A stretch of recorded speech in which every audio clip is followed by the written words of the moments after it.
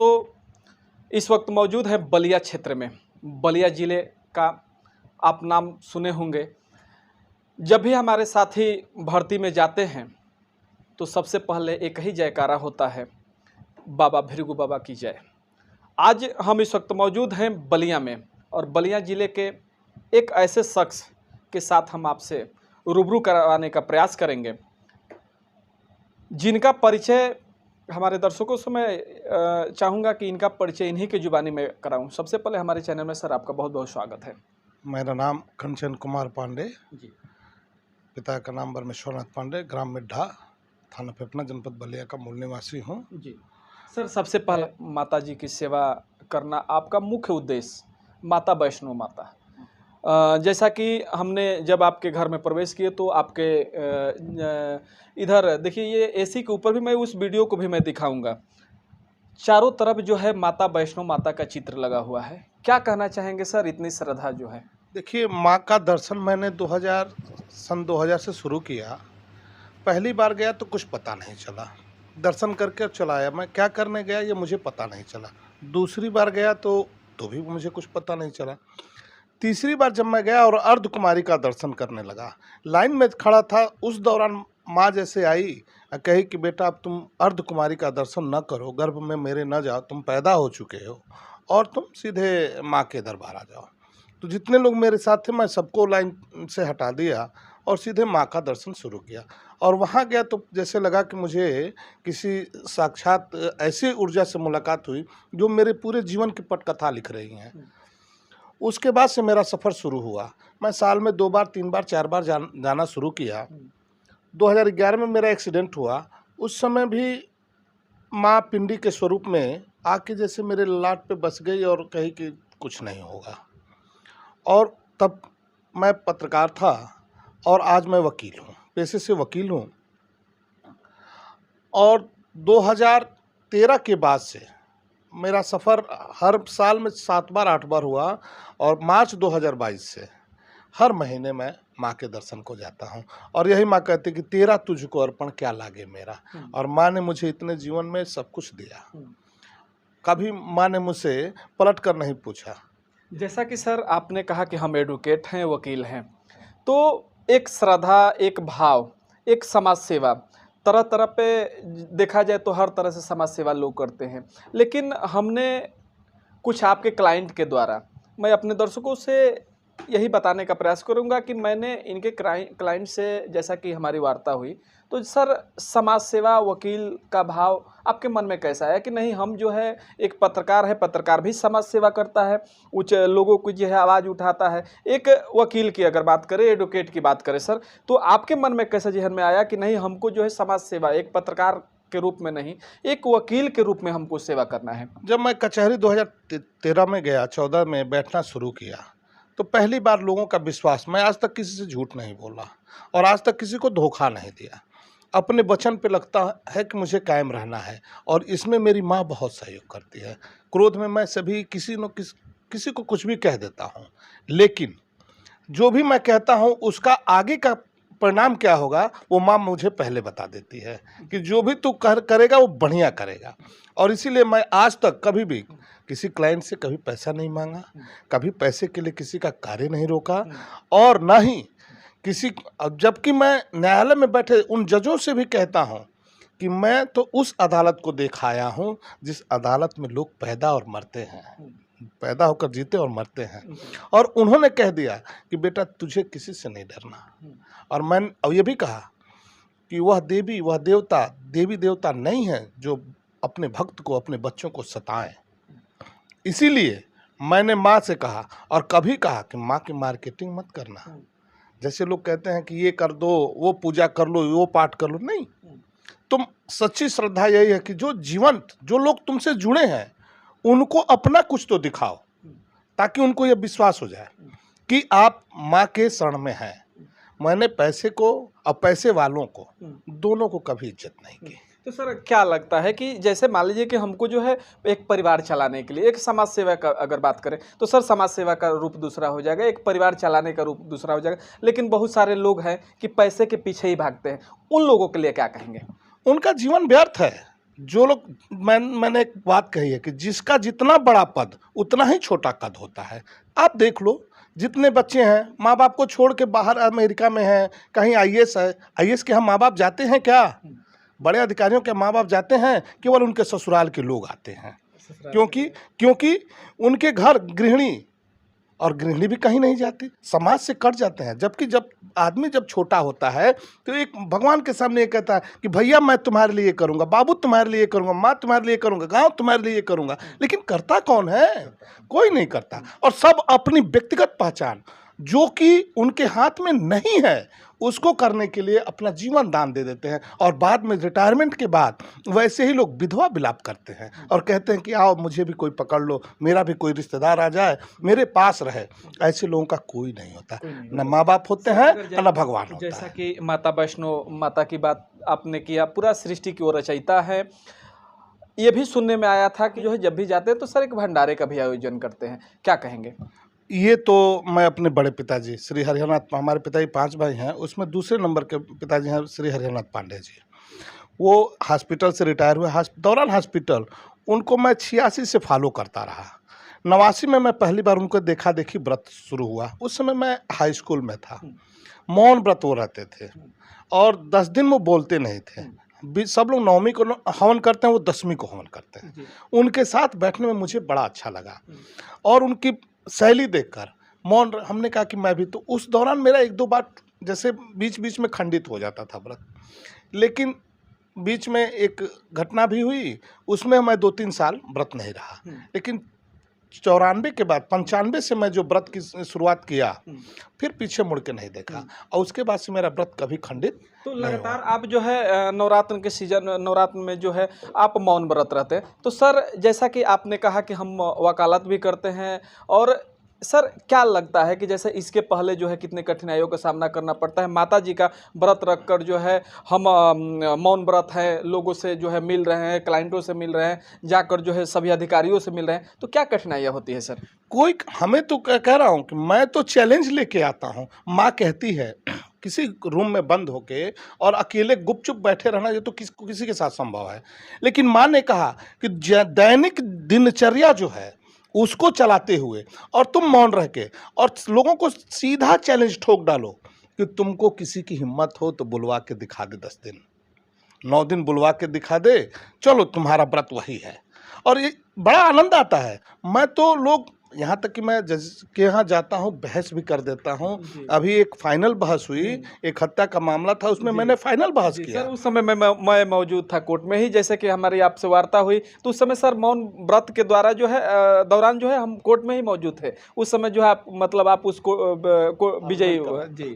तो मेरे कहने का अर्थ यह है कि मैं तो खुली चुनौती दे रहा हूँ लोगों को कि मुझे कोई भी माता रानी की कृपा से जो मुझे विश्वास और जो आस्था है, और मैं गाड़ी भी चलाता हूँ, मैं रास्ते पे भी जाता हूँ, लेकिन कोई मुझे एक बार उफ भी तो मुझसे निकलवा दे। बड़ा अपनी ही आवाज़ सुनने को अपने कान तरस जाए, यही इच्छाधारी व्यक्ति की बात होती है। सर अगर माँ की आपने बात की तो एक माँ जो है, आपने वैष्णो माता का नाम लिया, जो कि आप लगातार जो है 23 साल से जो है लगातार माता रानी की सेवा में है, सेवा करते आ रहे हैं। एक जो है हमारी जन्मदाता माँ है। सर दोनों माँ में जो है आप किसको अपना प्रथम माँ मानते हैं? देखिए सर आंखों में आंसू है आपके। नहीं, मेरी माँ तो है। माँ को इस विधाता ने कुछ दंड ऐसा दे दिया जो है घर पे तो है, लेकिन वही तो हमें सीख दे दी कि मेरी माँ जब तक हाथ पैर चले कुछ सब कुछ था, लेकिन आज जब उसको भोगने का वक्त आया तो विधाता ने उनको आर्थराइटिस गठिया कर दिया। पैसा है, गाड़ी है, बच्चे हैं, लेकिन पैसे में दम नहीं है कि उसके टेढ़े हाथ को सीधा कर दे। पैसे में दम नहीं है कि उसे गाड़ी, मेरे पास गाड़ी भी है लेकिन चाह कर भी तो मैं नहीं बैठा पाता। तो इस गाड़ी, यह गाड़ी और ये पैसा और ये बेटा, ये धन, ये शोहरत उस माँ के लिए किस काम का? व्यर्थ है। तो मैं वही कहता हूँ कि सबसे बड़ा उन लोगों के लिए जो पैसे के पीछे भागते हैं और अपना जीवन गंवा देते हैं, उनके लिए माँ मेरी आदर्श है जो मुझे जन्म दी है। मैं तो कह रहा हूँ माँ से मेरी लड़ाई इसी बात की है कि हे माँ, उस विधाता के उस बनाए व्यवस्था को बदलना पड़ेगा जो माँ सबके लिए करती रही, और जब उसको करने की बात आई तो आज हमारे पास सब कुछ, सारे हथियार हमारे ख़त्म हो गए, सब कुछ ख़त्म है। मैं एक कदम उसके लिए नहीं हूँ, तो मुझसे बड़ा तो उसकी नज़रों में तो मुझसे बड़ा नालायक बेटा ही कोई नहीं है। तो माँ ने कहा कि चल ये विधाता, हम दोनों लोग इस सृष्टि की बनाई व्यवस्था को बदलने का प्रयास करेंगे। उसी पर माँ ने कहा, माता वैष्णो ने मुझसे कहा कि बेटा वह भगवान नहीं हो सकता जो अपने भक्त को कष्ट दे। सर जैसा कि एक बच्चे का सपना होता है कि जब हम स्कूल कॉलेज में जाते हैं तो एक सपना होता है सर, एक गोल होता है कि हमको जो है जाकर कहीं आईएएस पीसीएस बड़े रैंक का अधिकारी बनना है। तो सर क्या सपना था उस समय जो है आपको, जो भी सपना, जो भी गोल, क्या सपना था आपका कि हमको जो है इस पद पे होना है? मुझे कभी नौकरी की इच्छा नहीं हुई और मैंने आज तक एक भी फॉर्म नहीं भरा। एक मिलिट्री में जाने की इच्छा थी। जब हम लोग बच्चे थे ना, तो आसमान में जहाज उड़ा करते थे, तो लोगों ने कहा जहाज में बहुत पैसा लगता है और उस पैसे को कमाने के लिए, तो हम कहे कि इतनी कमाई तो हो नहीं पाएगी, मिलिट्री की नौकरी है, उसको कर लो, यहाँ से वहाँ उड़ते रहो। लेकिन हम जब मिलिट्री की नौकरी करने गए तो हमारे पिताजी हैं वो साथ गए और बड़े पिताजी साथ गए। वो लोग कहे हे बजरंग, वो बजरंगबली को मानते हैं, वो कहे हे बजरंगबली मेरे बेटे की नौकरी ना हो। तो हम कहे कि हमको ले फिर क्यों जा रहे हैं, तो वहाँ से उतर गए और यू टर्न। हम आज तक कभी किसी नौकरी के, बल्कि नौकरी वालों को तो मैं ये कहता हूँ कि वो एफर्टलेस, उनके पास कोई एफर्ट नहीं है, कुछ करने के लायक नहीं है, वो तो एक जीविका का संसाधन बना लिया और उसी पर जी रहे हैं। अरे रोज कर्म क्षेत्र में आओ, रोज करो और रोज पाओ, और रोज धर्म से लेके अधर्म से लेके सारी चीज़ों को करने के बाद उसकी नाप तोल जरूर करो कि तुमने आज कितना धर्म और कितना अधर्म। हम भी अधर्म करते हैं, ऐसा नहीं कि हम धर्म नहीं, केवल धर्म करते हैं, अधर्म होता है, लेकिन अधर्म को धर्म से तौल के और धर्म से उसको पोंछने का काम करते हैं, अधर्म से नहीं। तो क्या सपना था सर उस समय? मेरा सपना ये था कि मेरे पास खूब लोग रहें और मैं लोगों के बीच रहूं, और यही सपना मैं देखा। और 2013 में जब मेरे एक्सीडेंट के बाद माँ जब मुझे दर्शन दी, तो माँ ने मुझे यही दे दिया वरदान स्वरूप। मैं कुछ भी नहीं करता, मैं आज तक किसी की लिखी किताब नहीं पढ़ा हूँ, कोई कानून की किताब नहीं पढ़ता। जैसे लगता है कि माँ मेरे सामने चलचित्र की तरह वो किताब रख देती है। मैं आज तक किसी की लिखी हुई कोई राइटर की किताब नहीं पढ़ा, कोई कानून की किताब नहीं पढ़ता हूँ। तो उस समय जो है सपना था कि हम लोगों के बीच में रहें। आज जो है आप तमाम सारे लोगों के बीच में रहते हैं और आप जो है आपकी कुर्सी जो है एक जगह लगी रहती है, लेकिन आगे पीछे जो है सभी जगह पर लोग बैठे रहते हैं। तो क्या प्रसन्नता होती होगी सर, मन में क्या उल्लास होता है कि जो है अब पीछे जो है सपना हम देखे थे कि हम लोगों के बीच में रहेंगे और आज जो है वह सपना हकीकत में बदल गया?